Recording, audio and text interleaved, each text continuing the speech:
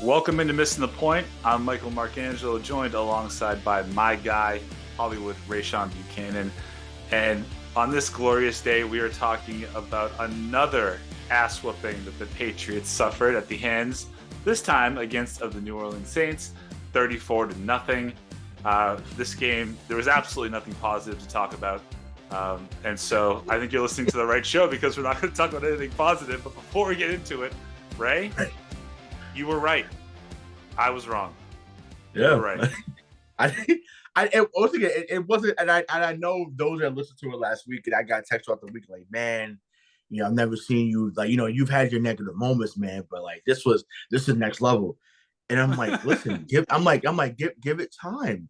I said, I watched this game just as much as anybody else. Like I've seen it coming. And once again, it's too bad that we didn't get the clip up, but that's fine. Like I said, I was like, because I think the week before they was scoring 9 against Tampa Bay and they had lost 26-9. I said, don't worry, Mike. they're gonna give us 30. You're like, you don't believe that? Yeah, I do, because that's how bad this team is. No, what happened was I said, oh, the Patriots, you went 30. Yeah, 30. You were so insulted by it. Yeah, I said they're definitely they're going to score 30. And once again, I thought they were going to get to 40. I mean, once again, it was beautiful to see. And I said we'll get into why it was beautiful to see later on. But man, I said, wow. I said this team really, we thought 30-3 was bad. I said, but to not even score. I said, "Ooh, at the crib too, not on the road, but at the crib, you come back. Supposed to be a bounce back game. We're on to New Orleans, and you do nothing. It's a tough scene, baby. Real tough scene. Let's set the scene for everybody out there. Over the course of the last 2 games, the Patriots have been outscored 72-3. As it currently stands, in this game on Sunday, they had 1 possession in Saints territory. On the season, the Patriots have had 1 offensive possession inside the opponent's 10-yard line. They have scored 10 touchdowns in 5 games. So actually, you know what? I think I'm crediting them too much. Is that right? Yeah, that is right. Yeah. They have 5 receiving touchdowns, 1 rushing touchdown. No, I'm sorry. They have 6 touchdowns in 5 games and 4 field goals. Oh my. Oh my. Oh my. Oh. So again, we can talk a little bit about the actual game on Sunday. Derek Carr and the New Orleans Saints. Listen, they struggled in the first quarter, and it wasn't because of our defense. They just the Saints were not firing on offense. But you said it a couple of weeks ago, and I think you're right. Now I'm hearing it more on a national level, so I don't know who you talk to or who listens to us, but we appreciate it. The Patriots are a get right team. Yep. You play us to figure your shit out. And oh boy, did they. Right? I mean, Michael Thomas had a good game. Kendre Miller. No one even knows who Kendre Miller is, but if there's a team that you're going to introduce him against, it's going to be the Patriots.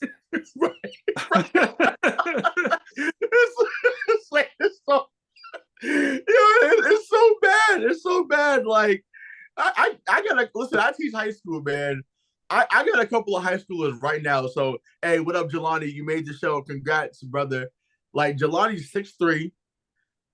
Probably he'll probably laugh at this if he hears this, but he's probably 160 on a good day right now. Jelani right now gets 3 catches for like 35 yards against this Patriots defense. I was just about to say we couldn't cover him.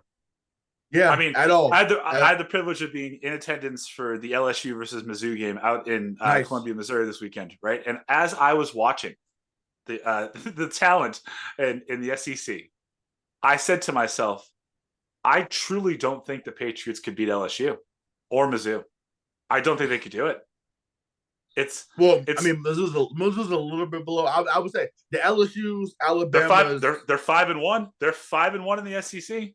I know, but but historically that hasn't been a good program. So I wouldn't. They're good for right now. Meaning Mizzou. but I know, but yeah, but LSU, the Alabamas, eventually Texas is coming over there. I think next year or 2 years, I should say. It's going to be a problem. But yeah, I don't think they can anybody that's cream of the crop and Pac-12, whatever. Like it'd be spooky season, and I'm not just saying that because it's Halloween. It'd be real scary. Mac Jones was benched for the second consecutive game, and we'll talk a little bit more about him. But again, the Patriots' inability to run the ball, I think, is still the biggest story for me. I mean, you have a guy like Ramondre Stevenson that carried the ball 8 times for 24 yards. Mm-hmm. He's rushed. I mean, he's rushed the ball for 188 yards in 5 games. And it's like, I brought up the LSU Mizzou thing because I was talking to people who obviously are not Patriot fans and they said, Mike, what happened? I have no idea what happened. I mean, I think we can finally say that this is it. Like, this is how it is going to end. And Bobby and DK talked about it last week on the Power Ranking show. Like, they wanted to give us shit for it, but it's almost too sorry to give us shit for. I mean, This fall is so ridiculous. People are saying, well, maybe you should tank to get Caleb Williams. I just want to remind people the Patriots are fucking trying right now, and they can't win a game. So Ray, the first question I have for you: has Bill Belichick lost this locker room? So it seems like it, honestly. And I want to bring up an old school coach that I'm sure that Bill is enamored with because of his love for the game, and that's Tom Landry, right? So Tom Landry was with Dallas for 29 seasons, I believe. And, obviously, one was Staubach, Drew Pearson, Tony Dorsett, Hollywood Henderson, you name it. They had a squad in the 70s. Danny White comes there in the 80s. They do some more stuff there. But as he's on the way out, their record was terrible, right? And I just feel like for every great coach, same thing with Shula, right? Shula, the one that Bill's chasing. Even when Shula got into the mid 90s, he coached for 23 years in Miami. It never ends well, right? So that's where we are, and that's okay, right? Once again, I was done in 2020, but I was told by you and other participants of the show that was too premature. But I'm just like, like you can see, like once again, we have seen what Bill is without the greatest quarterback of all time. And shout out, I forget which national show I seen it on, but I'll credit them and their researchers for bringing this stat up. Excuse me. Bill Belichick is now 72-79 without Thomas Edward Patrick Brady III. And that's a very telling stat. So that's a very big sample size. So that's 151 games, right? Of seeing you without the greatest quarterback of all time. And you're pretty on par, you're pretty mediocre. And once again, there's a lot of coaches that are mediocre, right? And once again, maybe he just becomes the best defensive coordinator of all time, if he doesn't get Brady in for those 20 years. So, but to answer the question about losing the room, yeah, I do think that's where it's at, and it's mainly because I think this is a game passing him by. We made the point a few weeks ago about Popovich and San Antonio for an NBA. What has he done without Duncan? They've been very mediocre, if not poor. Now, granted, the guy they got in the draft this year, that Wembanyama kid, and who knows? Maybe we get out Wembanyama next year. Who knows? But he just gave Pop another few more years. So can we get a Wembanyama here so that we can? And I just want to build a coach. Right. But like I said, right now, to answer your question, yes, he definitely lost the room. And it's matriculating through the rest of the organization, unfortunately. Yeah, we're seeing reports coming out from all the beat writers saying that the offense is going to look very different, and it's going to be a reset. Mm-hmm. If you're Kraft right now, we've talked a little bit about this before, but do you take the step now at this point in the season to say, Bill, like, you are relieved of your general manager duties? Do you think he'd do it? And is it worth doing? Only reason why it may not be worth doing it now is just one, it won't matter who they bring in at this moment. Like they're not going to turn it around. Like unless you brought in Patrick Mahomes. So like that's not happening, obviously. Well, and just maybe just in the sense of you get a general manager in here that will actually trade whatever assets or players that people around the league deem as assets for picks. So in the words of Debo from one of my favorite movies, Friday, well, he said what chain, but in this case, what assets? What assets? Like, like are you kidding me? Like anybody that would have been deemed worth trading, basically it looks like trash right now. Whether it's Kendrick Bourne, whether it's Ramondre Stevenson, whether it's Hunter Henry, and I almost I gawked at this, but maybe Duggar. Listen, Craig, I'm sorry. Don't edit this part out. Feel like you and I are the leaders of the Kyle Duggar fan club, but I'm just like maybe you look to move on. Maybe you move Uche. I don't know, but to me, I mean, Bill never has problems with moving on for players in general, so I don't know why it would be any different now. Once again, you're not in position to do anything, and what's crazy, there's injuries happening all over.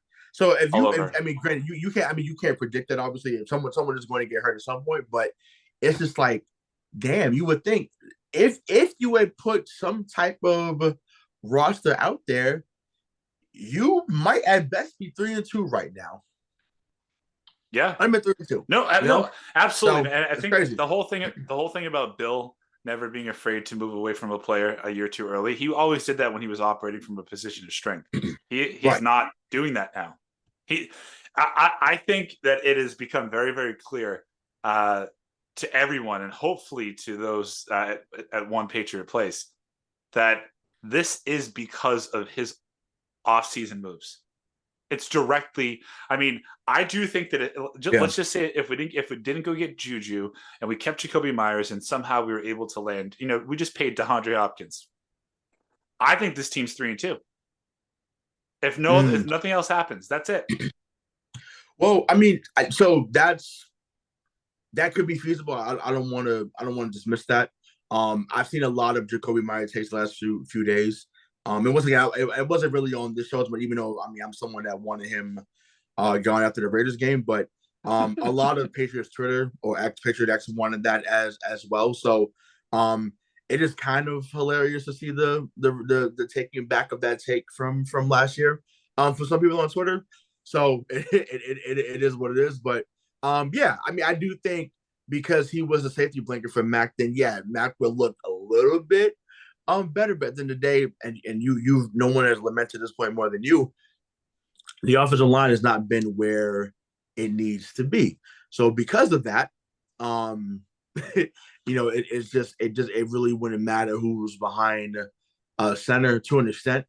Not having enough time to throwing off his back foot. There's just a lot of things that are going left right now with that offense. And yeah, it starts with Bill, but some of it has to be fall on Mac too. Yeah, so I'll ask you, what do you do with Mac? You bench him. What? All right. So what does it say that they don't believe in Bailey Zappi enough to bench Mac Jones for him to start a game? I think. I think it's go ahead. If they had a backup that they thought was actually serviceable and could win a game, Mac wouldn't be starting. Yeah, but what are we doing though? You're putting him out there.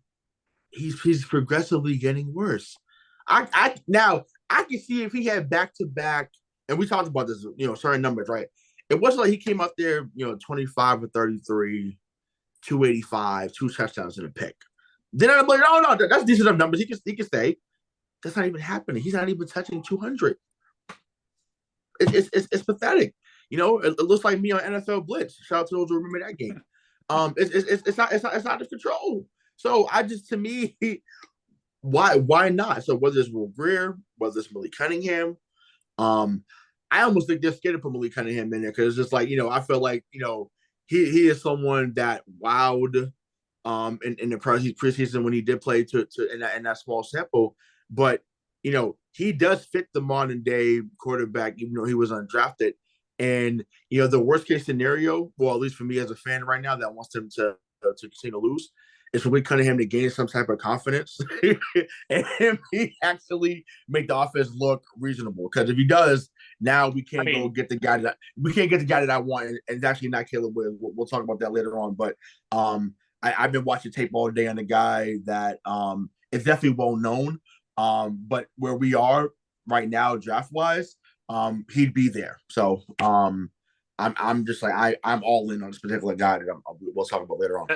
As good as Malik Cunningham could be, and as maybe as big of a shot of the arm or in the arm as he could be, the offensive line still can't block, and the receivers still can't separate. Yeah, so, that's true. That's true. I mean, maybe Bill doesn't want to ruin another quarterback. Maybe. Because listen, I do think Mac is ruined for sure, DK mentioned this on the show with Bobby last week about how in our chat he was saying Mac Jones isn't good and I would defend him. You know what? DK is right too. I think, and it's easy for me to say like, well, what if you put all this around him? Listen, they didn't. So in his current form, Mac Jones is a bottom of the league quarterback. He's a bottom third, and whether that's fully on him or not, at some point in time, you need to accept the situation that you're in and make it better. And he isn't doing that. So I think that they ruined him. I also think that they fucking ruined Bailey Zappi, because if they believed in him, they'd put him in there. Yeah, that's valid. I just think, to me, I'm mad at what do you have to lose. Like that's what my mindset is. What do you have to lose? 2 young quarterbacks. Yeah, but my thing is neither one. It's been shown that neither one of them are the guys. Now, what's crazy, and as we joked about it last year, but it was true. The most Gillette Stadium felt alive last year was when Billy Zappi came in against Chicago. Yes, they ended up losing that game by double digits, but when he came in there and got that ball down to Devontae Parker and they scored on 2 touchdowns in a row, that crowd became unglued. Like, and I outside of the Dallas game a couple of years ago for Mac, I have never seen that crowd like that and since Tom Brady left. So I don't know. I just felt like maybe if you kept simplifying it, once again, when you throw for 62 touchdowns in a season, I don't care what level you're on, that's hard to do. And I'm talking about Bailey Zappi. So I do think, once again, if you simplify the form where it's a lot of checkdowns, it's a lot of dig routes, some seam routes. Yeah, I do think he can get it. But if that's the case, why do you even draft him in the 4th round? But that's the case. There was other guys you could have drafted in that spot that could have panned out potentially. But yeah, I don't know. But we're way past the being concerned if we're rumoring 2 quarterbacks. That narrative is there. That narrative is unfolding to be true, right in front of our very eyes. So my thing is get the feelings out the door, and my thing is you just continue to lose, because once again, depending on what happens after Sunday, they could very well be 1-7, 1-8 going into November, and I'm like, a few weeks ago I'd have been upset about that. Right now, I'm like, let's go. Like let's keep it going, keep the train rolling, because that means there has to be a change at season's end. There has to be. If they go 3-14 or less than that, they have to make changes there, and it starts with Bill. You can even let go of O'Brien too. I know we'll get into that too, but you can let go of anybody you want to let go of, because there's not anybody. I don't want any residual impact for next year. That's the case. Yeah. We're going to continue. That's where I'm at. I 1000% agree. Like, if you're gonna make the big move at the end of the season and move on from Bill as head coach, I want nobody that's been here coaching under Bill to be here next year. I want a complete and utter restart, because this thing that they're doing right now isn't working, and you can see it started declining in 2019. Now Josh, we saw Josh, Brady.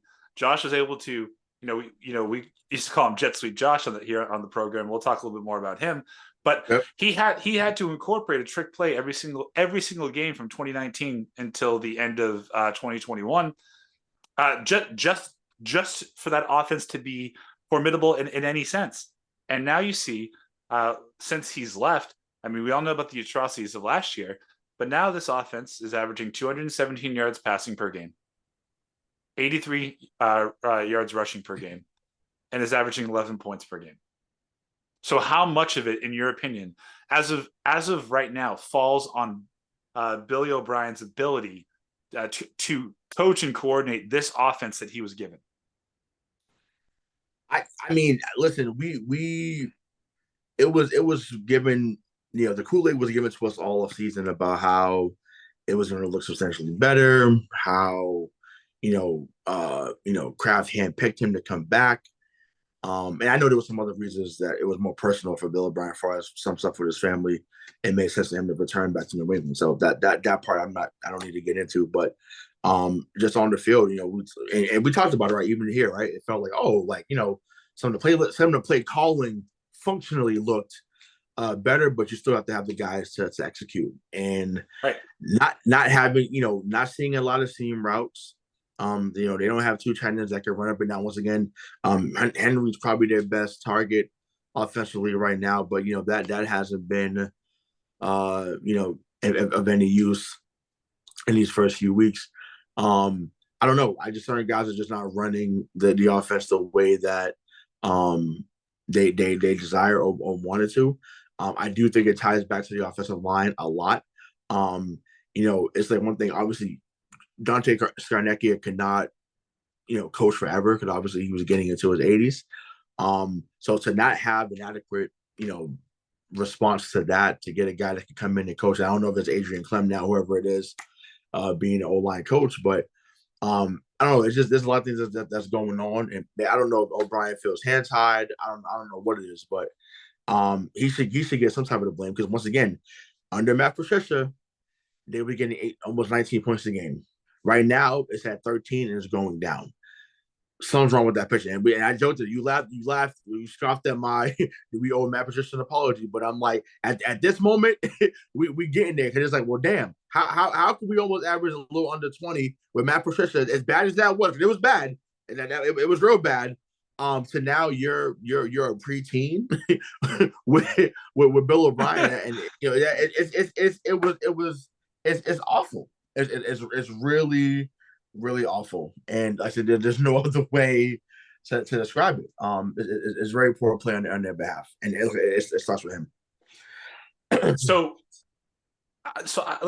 listen, like I agree, and like we do need to blame him for something. I don't know how much blame I put on him, because here's why I would say this. We've seen his ability to coach an offense here, Penn State, Houston, Alabama. Right. They were all pretty good offenses before this. What the fuck is this? What is this?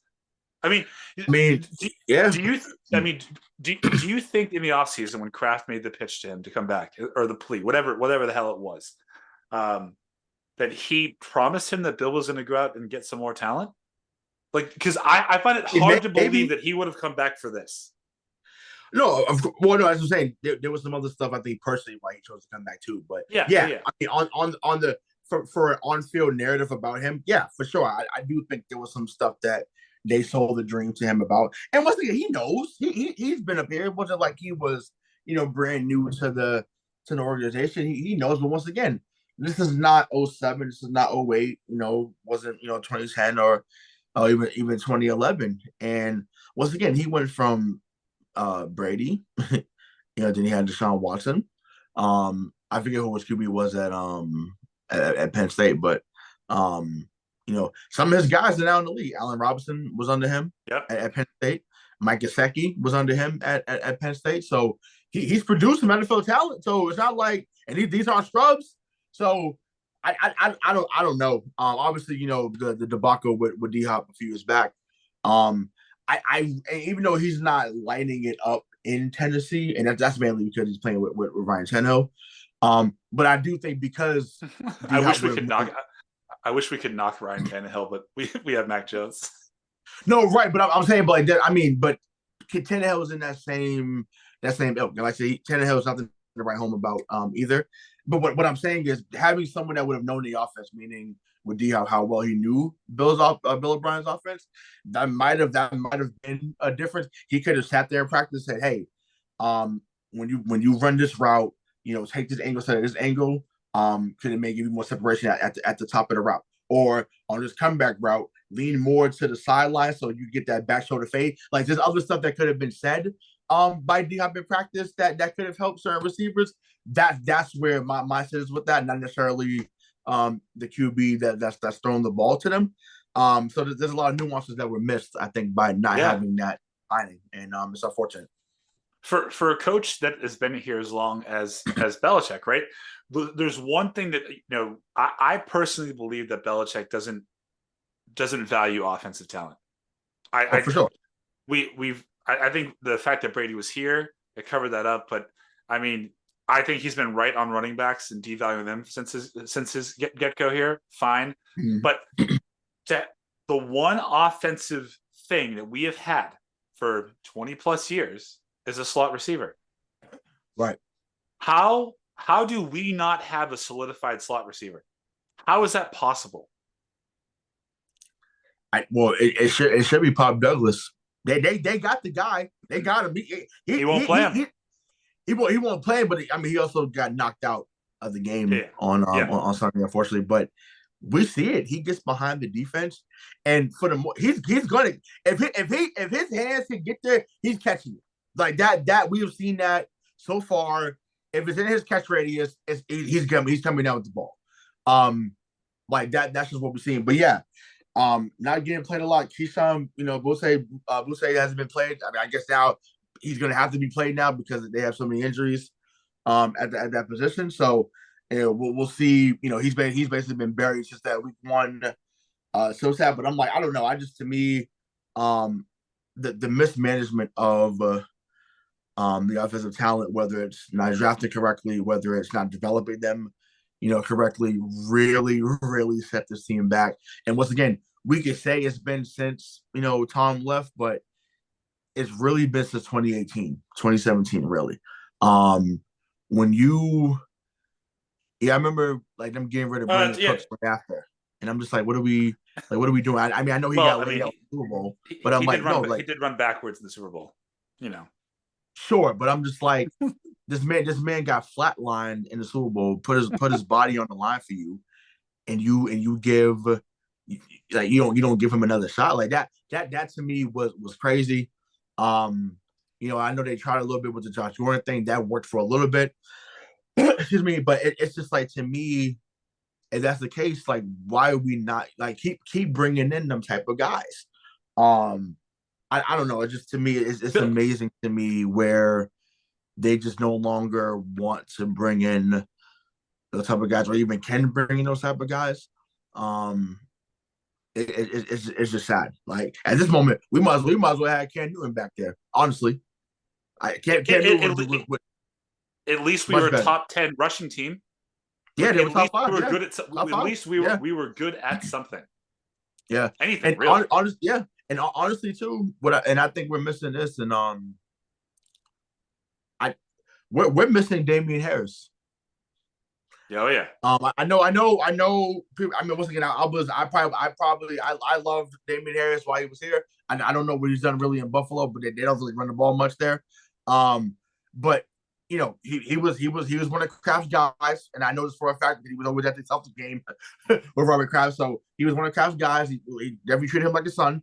And whenever he was healthy, he was someone that was going to get 4 to 5 yards every time because he was a bruiser. And him and Stevenson were a really good 1-2 punch. And maybe that's what affected Ramondre too. You asked what was wrong with him. Maybe that affected him too, and he hasn't really been able to recover. But it's like, hey, my guy, it's a business. The guys you come in with are not always the guys you're going to to leave with, and situations change literally on the fly. But yeah, this team misses Damian Harris. Yeah, for those that want to, feed the Jacoby Myers narrative, sure. You want to say you miss him, sure.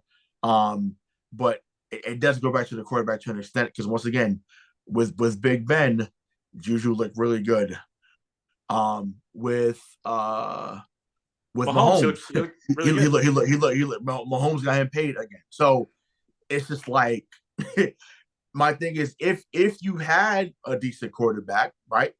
Um, I think we would see a little bit of what we saw last year from Juju and then what we saw in Pittsburgh. Once again, he wasn't going to get 120 receptions here, but we would have settled for 60 receptions, 850 yards, and 5 touchdowns. Absolutely. Yeah. Because he's capable of that. That's what he did last year. 78 catches, 953, 7 touchdowns. Like that would be perfect. But once again, when you don't have that guy behind there throwing it to him, he looks a lot different, as most receivers do.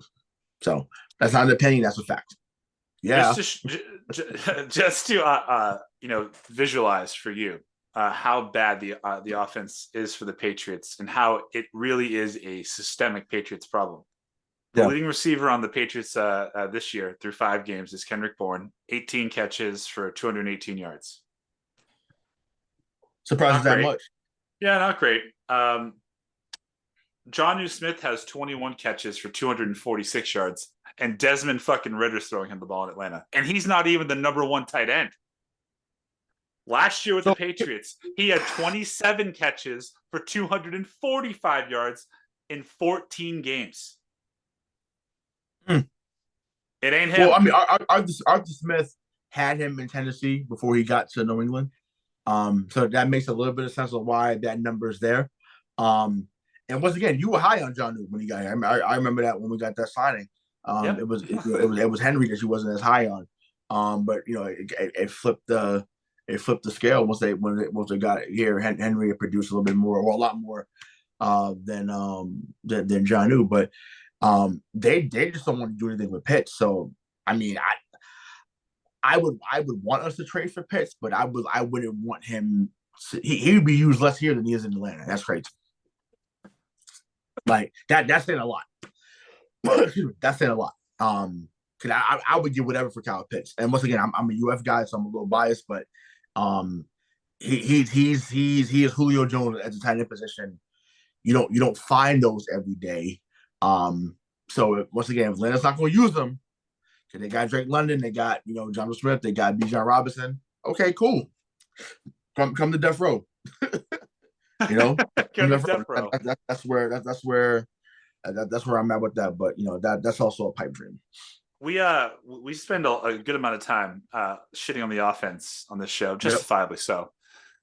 It's time to talk about the defense. Yeah. I understand injuries. I understand all of that. As a collective unit, they're not that good. No, nope, not at all. Peppers, has fallen off. Uche really hasn't made a name in the contract year, so that means he's gone. Oh no, actually, let me say that back. No. That means he's gonna step. He's gonna step. As I was saying, he'll get a 4-year, $18 million deal for $11 million guaranteed. First reported by Adam Schefter, ESPN, next year. So maybe so that's that. Unfortunately, we haven't heard much of Keon White since the first couple of games. We still get to see Jack Jones. Miles Bryant, looks like a little giant out there. It's just like it's pathetic. It's pathetic. We haven't heard much about Mapu as well. So there's a lot of questions, on that defense as well. And yes, when you lose Gonzo, who was on his way to probably being defensive rookie of the year, when you have a Pro Bowl caliber talent and Matthew Judon, out for at least 7-8 weeks, it changes things, and I get that, right? So with that, we can add that caveat whenever we talk about this. But like you said, collectively, they have not gotten the job done, and it's not really a bend don't break anymore because teams are literally just saying, okay, we'll throw on Miles Bryant, we'll throw on Peppers, and it's like you brought back J.C. Jackson for what? Like what? Like that's what I'm saying. Okay. Stuff like that. It's like you're trying to you're trying to quote unquote salvage the season, but I'm like J.C. Jackson once again, although he was really good here, I'm not gonna sit here and say he wasn't because he was obviously like he's not the same guy that he was before he left here a couple of years ago, and that's okay. No. But he wasn't saving the season, and that's what I'm saying. That it goes back to the GM points you talked about earlier. Right. The game, literally in every facet, special teams, offensively and defensively, which is weird to say defensively because to me, I still think that Bill Belichick is the greatest defensive mind this league has ever seen and will ever see. I don't think we'll ever see another mind like that defensively, but it's time. And like I said, but the game it never gets past them by. That's the thing, though, right? Your number one corner goes out, so now you have a need. Excuse me, and Belichick addressed it because it was on defense. Right. You have a need on offense, and he is unwilling to address it. He won't do it. He will not go out and get you a good wide receiver. I mean, I can't imagine that the Broncos would be asking for too much for Jerry Jeudy right now. Get him. Go get him. Go. Right, but I'm like, but my thing at the same time for next year, get him for next year. Sure. I'm just like, go get him in Pitts for next year. That'd be great. I mean, the Broncos are a fucking dumpster fire. The Falcons are actually competing for the division. Atlanta's going to fade out soon. Listen, they played. Listen, Desmond Ridder is not going to turn into what Matt Ryan became overnight. No. He's not even going to be where Chris Chandler was. For our older heads, he's not going to be Chris Chandler. He just needs to be better than Marcus Mariota, dude. That's all he needs to do. Sure, just go 8-9. Yeah. That's true. That's true. But I'm like, I would say, but go get Jeudy, somebody. So I mean, there's a need. Address it, and Bill will do that defensively. He's done it time and time again. He knew that we needed a corner in 2012. Who did he go get? Mm-hmm. He wouldn't got Talib. Talib gets hurt, and then he goes to the Broncos next year. What does he do? Well, Bill then decides he's going to add Revis, Brandon Browner. I mean, he went on a run there when he signed elite defensive talent, and he got lucky with some offensive talent later in the drafts, Gronk, Hernandez, Jules, whoever you want to talk about. But he won't go out and make those mid-season moves to get offensive talent. He hasn't never done it. He'll never do it. Well, that 2010 draft, saved him a few more years, obviously. When you get McCourty, get Aaron Hernandez, to get Gronk. McCourty was almost a bust. Remember, like he had a great rookie year, and then he didn't. Right. Then he couldn't play corner the next year. He could not do it. Yeah, and they got him moved to safety, and it turned into a 13-year career. So so that's fair. But I mean, I remember the kick returns, and he was a jack of all trades early on. So that's what led to that. But yeah, I mean, I don't know why he just won't do it. Once again, when you're seeing, and I get it, he always wants to buck the trend or be the ultimate contrarian, and it's like, dude, like. To see, you're never going to beat a team like Miami when they got guys like Helen Waddle, like ever. Like I said, unless you match it. And once again, if we had the same talent as them, oh yeah, Mike McDaniel's not coaching circles around Bill Belichick. We know that, right. But that's not the. It's like, dude, you're coaching. You're doing mental gymnastics just to come up with certain game plans to not lose by 40. Right. The goal against a team like that, right, would be to limit them to 15 points a game. That's a win. You're scoring 11. Like that is what else does he need to hear? Which leads you to my next topic of conversation first, right? Mm-hmm. How much? Two questions. How much worse do you think it will get this year? And do you think GM Bill Belichick will survive a 5 to 6 win season? So I'm looking for it to get much worse. I'm hoping it gets much worse. I'm hoping they get blown out because once again, we'll get into our predictions about the Raiders game. We know they're not beating Miami or my 305 was coming at Miami.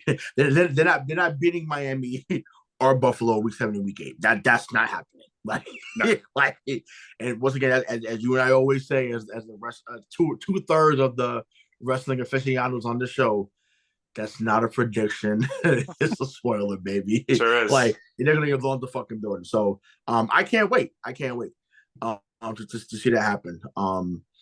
But yeah, so I'm expecting and hoping for it to get worse. But to show this to your next question, no, I don't think that he survives that, and he shouldn't, right? You shouldn't be able to go 5-12. Once again, how many coaches go 5-12 and keep their job next year? That's not a part of it. I said GM. I said GM Bill because I don't think they're going to fire Bill as a coach. I don't.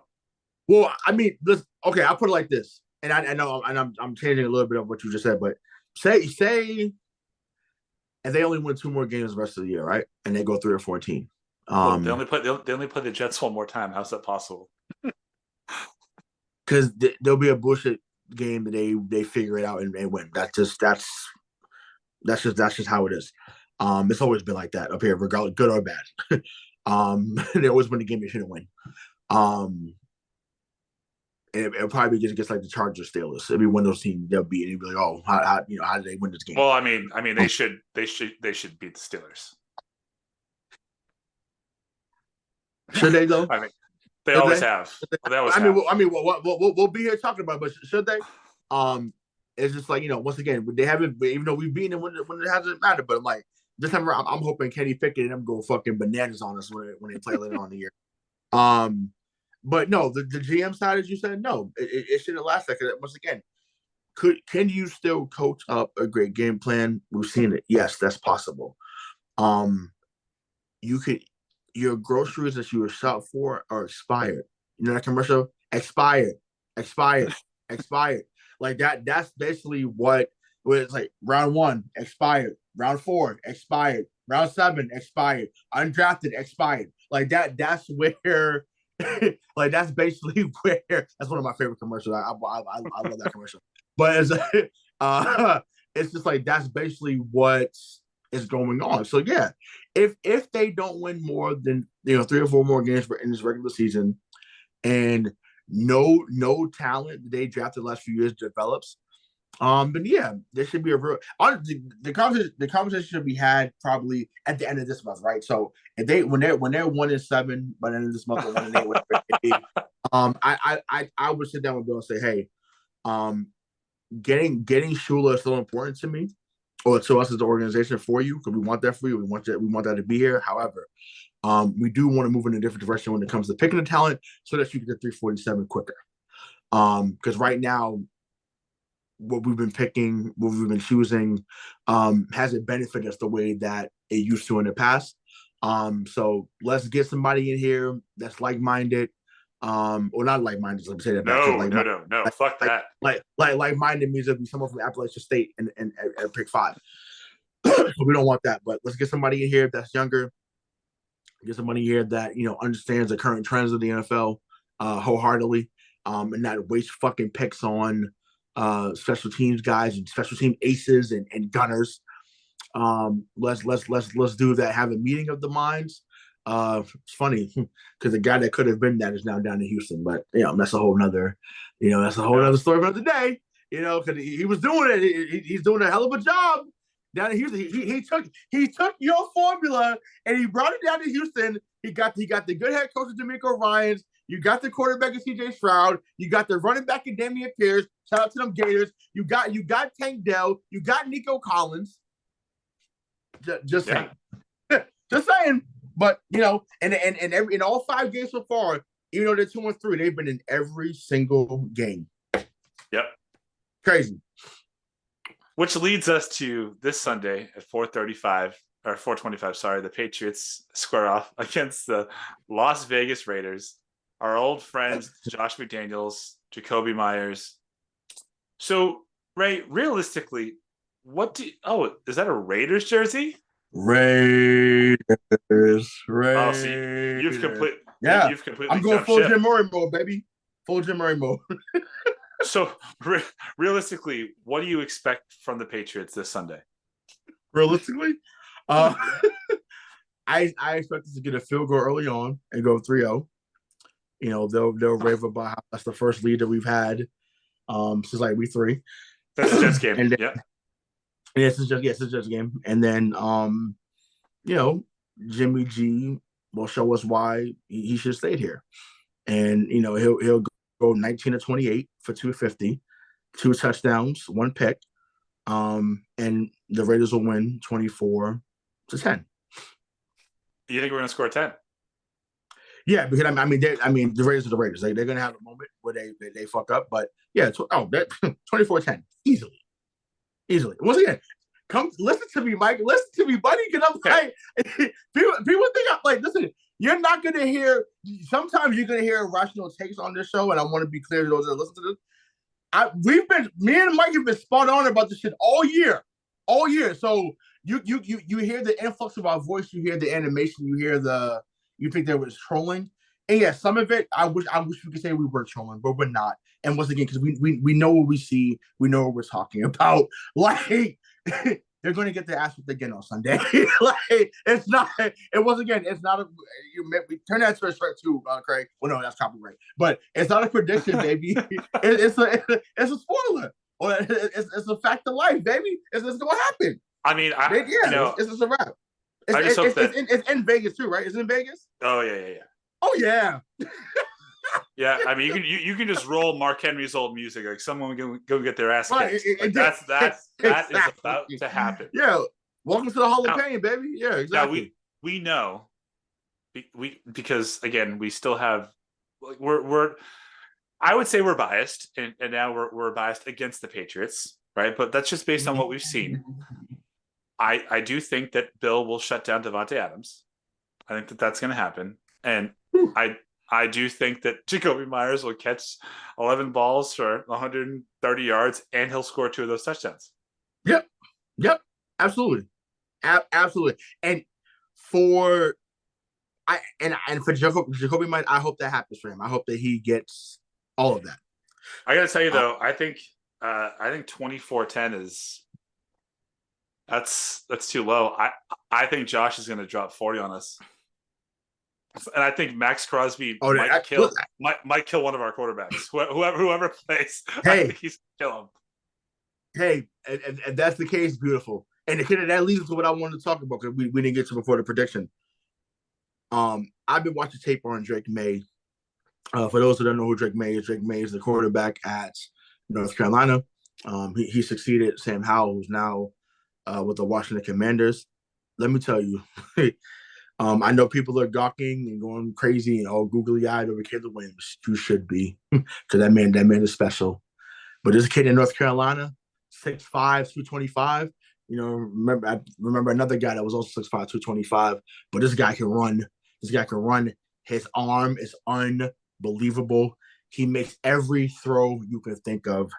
And if he's there in the top 5, I'm telling you, that guy should be in this uniform next year.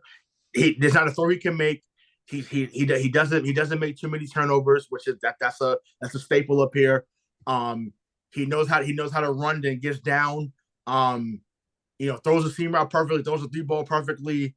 I'm all in on Drake May. There's other guys, there's Michael Penix in Washington. There's other quarterbacks that may come in, obviously, Deion Sanders, Shador, who I like as well. But I'm telling y'all, Drake May, he's 6'5", 225. He also wears number 10, ironically. That kid is special. And I feel like, you should hear next year with the 3rd pick in the 2024 NFL draft, the New England Patriots select Drake May, quarterback out of North Carolina. And I promise you, there'll be better days ahead if they get a guy like that. Promise you. He looks like Justin Herbert, Aaron Rodgers mix type guy with the athleticism. Makes throws on the run.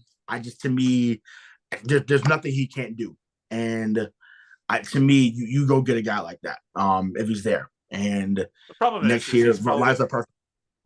Because of the NIL money, he's probably already making $2.5-3 million a year right now, and the Patriots won't pay him that. You have to pay a certain amount of top 5 anyway, so it's not like they couldn't completely lowball like that anyway. They would have to pay that. I mean, just to be And once clear, again, Caleb Williams already said that he's. We didn't say this, but people are speculating that unless he goes to, I think it's the Cowboys, the Niners, or a couple of other teams, which like he's just going to stay. He's just going to stay in front of the year because he's already making more money. right, but that's also that.